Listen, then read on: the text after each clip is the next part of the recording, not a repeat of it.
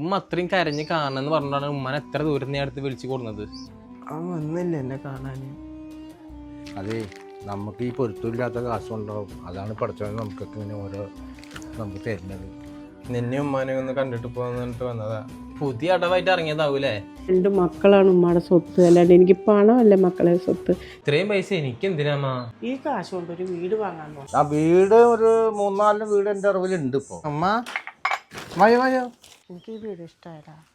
65 ലക്ഷം? അതൊരു കാരണവശാലും ആ റൂം തുറക്കരുത്. അതേക്ക, എനിക്ക് ഈ ആത്മാവ് പിശാചി എനിക്ക് അതിനോട് വലിയ വിശ്വാസം കാര്യങ്ങളൊന്നും ഇല്ല.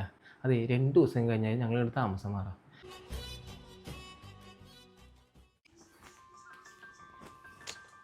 ബസ് കാണുന്നില്ലല്ലോ. അമ്മ ആ കൈ നോക്കട്ട, കൈ ശ്രദ്ധിക്കണേ. ഇല്ല ഇല്ല. ആ